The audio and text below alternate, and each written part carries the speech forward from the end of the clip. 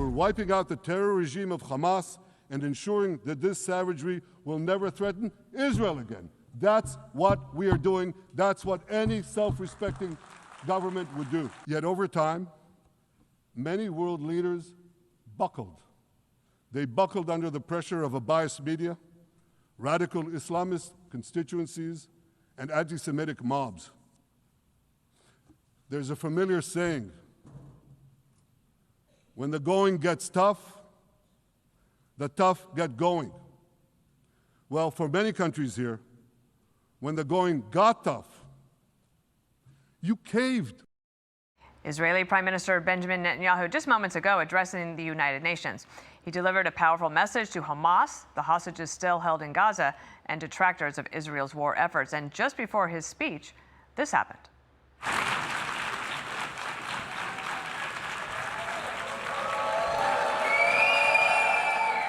Please, order in the hall. Please, order in the hall. So that was a moment as dozens of delegates, they couldn't stay to listen to a speech, and they had to walk out of the room in protest. Mark Levin is the host of Life, Liberty, and Levin. He joins us now. And just before I get your reaction, Mark, President Trump spoke from the White House. He might have made a little bit of news. Let's listen to him here about a possible deal with Gaza. I think we have maybe a deal on Gaza, very close to a deal on Gaza. There he is. Hello, Peter. And it's looking like we have a deal on Gaza. And we'll let you know. I think it's a deal that will get the hostages back. It's going to be a deal that will end the war. It's going to be a deal which it's going to be peace. I think we have a deal. That'll be number 8, Peter. Not 10. Mark, I misspoke. I said a deal with Gaza. Obviously, it would be on Gaza. Do you know anything more about that? A little more, but the president contacted me right before Benjamin Netanyahu's speech. I don't really feel comfortable discussing what he spoke with me. I will say this. This reporting that he and Netanyahu are loggerheads, completely false. I mean, he didn't have a harsh word to say about Netanyahu. There was no animosity whatsoever. He really likes him. I know they like each other. I was in Israel last week for a totally different matter, spent time with Benjamin Netanyahu. I spent time when the president wants with the president. These are two great men. They're not really about picking fights with each other. They know they're on the same side of history. They know how important what they're doing is.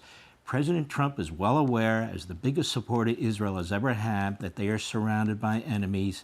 He tries to work with a number of these Arab states and so forth and so on. But I will say this. I don't know what this situation is, but there has to be 3 things. Hamas is gone, the hostages are out, and Israel's security is non-negotiable. It's that simple. And if that's what the deal is, God bless them. We will see. The president is working very, very hard to try and get this resolved, and that's what makes him so different. And he's not leaking against Netanyahu. The leaks are coming from the Lilliputians, sort of the weasels that surround a president, or maybe out of one of the departments or something like that. These guys like each other. Doesn't mean they always agree. You know, Jack Key made a great point. World War II, you had Churchill and you had FDR in this foreign policy realm. There were a lot of things Churchill wanted to do where FDR just couldn't agree with him because of his own domestic situation, but Churchill had to do certain things on his own, or he'd pull back and that sort of thing. That is the relationship between allies. The president has strong disagreements with Macron, and he made it public. He made it public what he's doing with the Palestinian state. He has strong disagreements with the UK PM. He's made that public and so forth and so on. So an alliance is not about always agreeing any more than a marriage is. An alliance is about having allies that have fundamental agreements and trying to work those things out. But I just wanted to make clear here, there's no hostility between Donald Trump and Netanyahu. Again, there may be disagreements on issues here and there may be staff who are trying to create hostility, but it simply does not exist.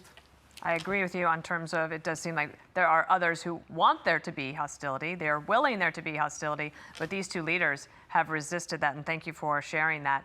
Martha McCallum was able to have an interview sit down with the president of Iran last night. It will air later today, but we have a little snippet here. Listen. Do you see a future, do you want a future where Israel exists and that Israel can coexist with its neighbors?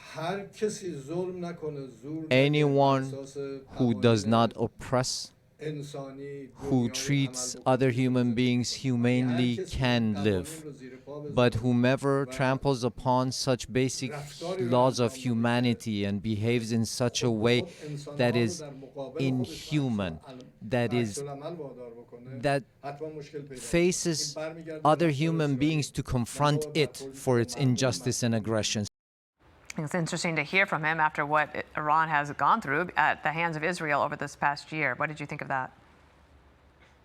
Well, he wants the world to think he's Mahatma Gandhi or something. I want the people to understand they've executed 900 people who they claim are political opponents since the end of the war with Israel.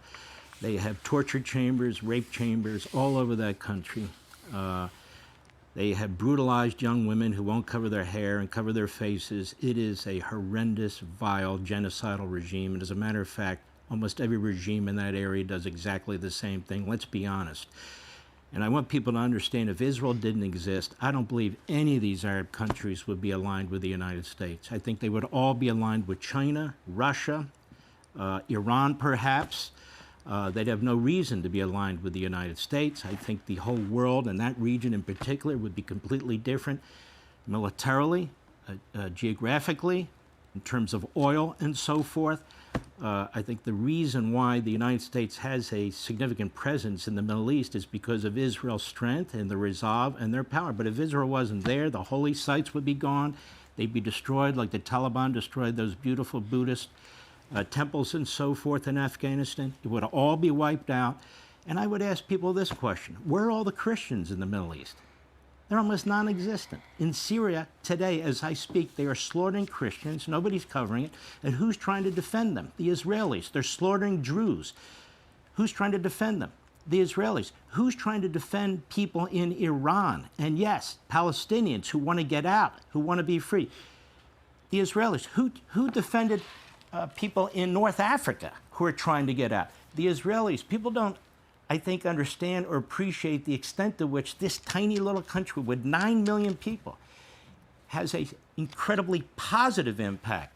But they've made it clear, we're not going to be victims anymore. The Holocaust is over. You come in and you slaughter our people, you are going to be punished. You don't give us our people back, we're going to pound the hell out of you.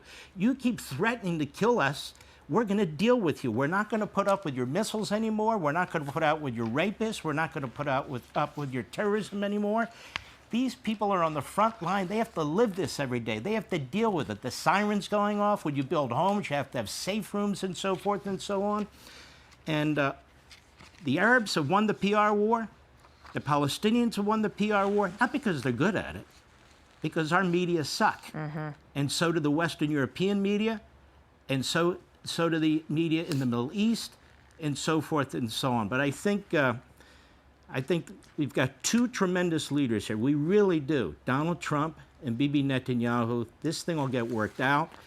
I have enormous faith in our president. I think he's been fantastic all over the world. Peace through strength. He means it. When you look at what he's doing now with Ukraine and Russia, just like he did with Iran, he gives them opportunity, opportunity, opportunity, and then finally, you've pushed his button and he says, okay, we got to figure out a way to make this right. And he's going to do the same thing, I think, with Gaza. Mark Levin, thanks so much for being on the show, and everyone be sure to watch his show this weekend. Thank you. Thank you, and God bless. I'm Steve Doocy. I'm Brian Kilmeade. And I'm Ainsley Earhart. And click here to subscribe to the Fox News YouTube page to catch our hottest interviews and most compelling analysis.